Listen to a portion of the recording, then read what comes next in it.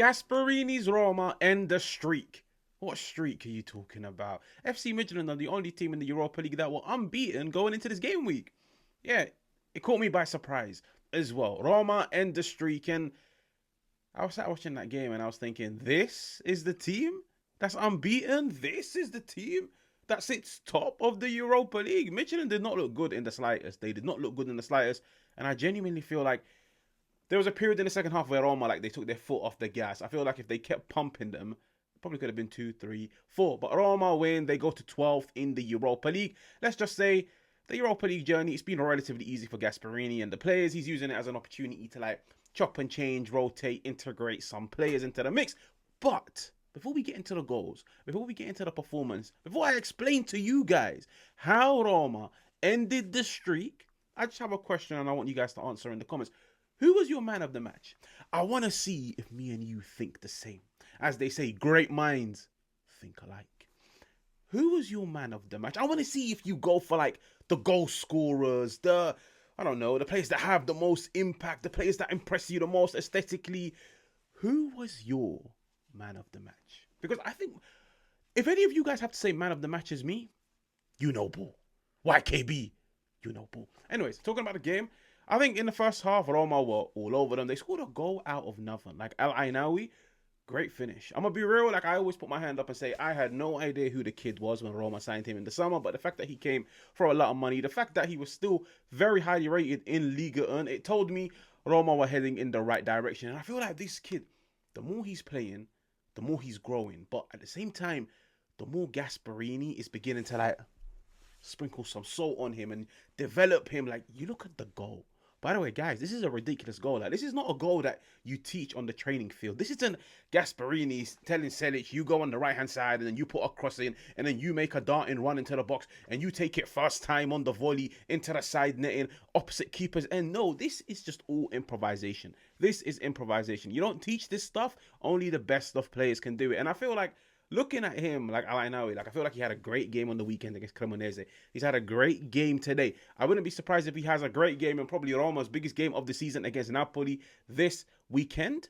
But it was a lovely goal. It genuinely was a lovely goal. It came out of nowhere. Like, when I was watching it, I was like, oh, hey, that's Dybala. Dybala's the only player capable of doing something like that. And then I was like, oh, it's you.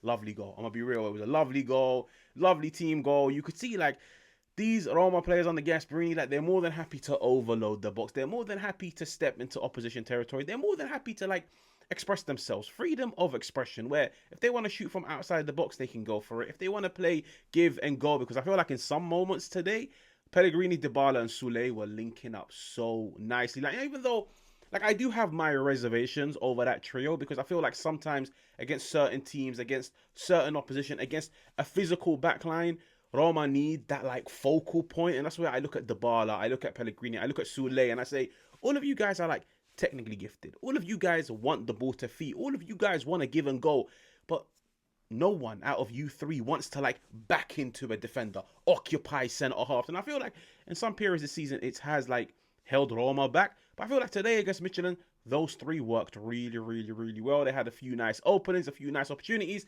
But aynaoui, it was a beautiful, beautiful, beautiful goal. Now, when it comes to the second goal, funnily enough, aynaoui once again. Actually, no, before we speak on the second goal, let's just talk about aynaoui's numbers right quickly. So you could see a 93% pass accuracy. He made 20 defensive actions. Like, this kid's all over the field. You can see from his heat map, he is genuinely all over the field. 20 defensive actions. He won himself 7 duels. He scored himself the first goal, a lovely goal. And he also made 8 progressive passes. So I think Gasperini is probably now looking at him in the changing room and saying, you helped me off the ball because of your defensive actions. You helped me in progressing the ball, and you helped me in winning the game because you scored a goal. So I think it's a great performance. And also, I feel like this kid has, like, integrated into the team so quick, and he's now beginning to, like, have his mark offensively, defensively, physically, technically, mentally. Like, this kid doesn't stop running. From minute 1 to minute 90, and I really want to highlight the fact that when Manu Kone went off, I was looking at it and thinking, like, can you step up to the plate? Like, fair enough, Cristante came onto the field, a veteran, an experienced pro. He's played so much this season. But I was looking at it and thinking, can you step up to the plate? Because now Manu Kone is gone. You are the main man. Can you step up? I feel like he was great. Now let's talk about the second goal, and then we will talk about who my man of the match was. Okay, I think you guys are guessing because if aynaoui was my man of the match, I'm pretty certain I would have mentioned it by now. But he wasn't my man of the match. You look at the second goal, aynaoui once again, he goes into the duel in the center of the park. He wins it. He releases Leon Bailey. I think Leon Bailey brings something so different to Roma in attack because he's very different to like Sule, Dybala, and Pellegrini, where he doesn't actually want the ball to feet. He wants the ball in the space, in behind. Let me run onto it. Let me utilize my physicality. And I feel like it aids Roma because you see when the game becomes stretched, you see when in the dying minutes and the opposition are throwing the kitchen sink, trying to get back into the game, they leave a lot of space in behind. That's where a Leon Bailey can come and exploit them. And exploit them, he did. He runs in behind. He puts it on a plate for shaarawy. shaarawy makes it 2-0. Now, the million-dollar question. Who was my man of the match? Holy shit, brother. Ghilardi.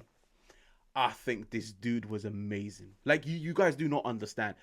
I was watching that game, and I was like, who on God's earth is this Totti lookalike playing in defense, winning every header, winning every duel? There was like a chance in the first half on the far end on the left-hand side. He was there in the right place at the right time just to block the shot. I was like, who's this guy? Who is he? Is he Totti? He genuinely looks like him. He looks similar to him. The long hair, the swagger, the confidence. I think he was great. I genuinely think he was great. He's the kid from Hellas Verona, and I think he was on was he on loan at Sampdoria 1 or 2 years ago? He was signed in the summer. I'm not going to turn around and tell you guys I was watching Hellas Verona week in, week out. But once again, for him to come to Roma, to step up, perform the way he's performed, I think he was great. I genuinely think he was great. You want to look at his numbers? 9 tackles. Guys, you know what a tackle is? It's like when you face a player square on, 1v1. Can you beat me? Nah. Give me that ball. That ball's mine. Then you look at 10 recoveries, being in the right place at the right time to sniff danger, to anticipate it, put it out, retrieve possession for your team. 10 ground duels. Bro, these numbers are wild. 10 ground duels, 3 aerial duels, and 10 progressive passes. I think he was amazing. I genuinely think he was amazing. Like, you guys don't understand. I was just watching that game, and usually me, the type of person I am, like my preference when it comes to football, I always focus on like the players in possession, what they can do, the flicks and the tricks. Like, there's a reason why I love the Dybalas, I love the Sules. I was just like, whatever is thrown at him, he's there. And the commentator keeps going, Ghilardi, he's in the right place at the right time. Ghilardi saves Roma once again. I was like, whoa, what a performance. I think he was great. I genuinely feel like he was great. Him against Ndika, you could see it's like a relationship that's like beginning to blossom, a partnership. They understand one another. They both complement one another really well. Like, I feel like he's very physical, this kid. This kid is very physical. He can win those towering headers. He's in the right place at the right time. Hey, Gasperini, I'm going to be real. Like, you see in the summer, I remember I made a video where I was like ranking transfer windows. Yeah, and funnily enough, I think I put Roma like in the 3rd category. So like A, B, C. I put them in C. And it was mainly because I wasn't too familiar with aynaoui. I wasn't too familiar with like Ghilardi. But yo, if this is what these kids can do, hey, we might need to take it up to an A. Because I think aynaoui is great. I think Ghilardi, I really liked what I saw today. Like, he's definitely somebody that I'm going to be keeping a very close eye on. And now Roma make it 4 wins in a row across all competitions, of course. And now they go into a game where, like, you're coming up against reigning Serie A winners in Napoli. Fair enough. I feel like if they had played Napoli like maybe 1, 2, 3 weeks ago, it would have been a guaranteed W, especially when you look at the drop-off that Napoli have. But Napoli, as of recently, they're beginning to find their feet. They beat Atalanta. They beat Karabakh in the Champions League. Conte's changed up the formation. He's integrated some players that weren't really part of the mix as of late. The Noah Langs, the Neres. This is big.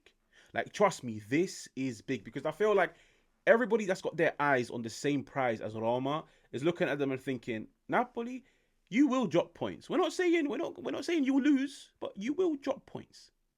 If they can go out there, win. That swagger, that confidence, that morale, it's a squad booster. And then if they can just keep winning until they get to January, because I am still of the opinion this team needs a striker more than anything. I think Evan Ferguson, as much as I love the kid and I think he's got serious potential, I don't know if Gasperini is looking at him and thinking, Evan, you can carry me over the finish line. Maybe he's looking at him and thinking, you're a stopgap. You're somebody I can bring on off the bench to help see out a game, to bring a different dimension to it. But can I start you week in, week out, and you can carry me over the finish line? I don't think he trusts him in that sense. I don't think he trusts Dovbyk. All discussions that I'm seeing online indicate that it is a Joshua Zirkzee from Manchester United. But at the same time, I am seeing a lot of rumours to Chiesa. And I think Chiesa definitely brings something different. But similar to what I said at the beginning of the video, I don't think Chiesa brings like that physical element to the attack to complement the Soules, the Ballas, the Pellegrinis. I think Zirkzee would actually do wonders with them, especially like his ability to play with his back to goal, but also very technically gifted. The giving and the going with the teammates, he can hold up the ball, he can win you headers and flick-ons for the Soules, the Ballas, Pellegrinis, Pasili. Maybe he gets integrated back into the mix. It's looking good. I'm gonna be real, it's looking really good. But once again, that Ghilardi performance, it was scary. Make sure to like, make sure to subscribe, engage in the comments as always, and I'll catch you guys on another one.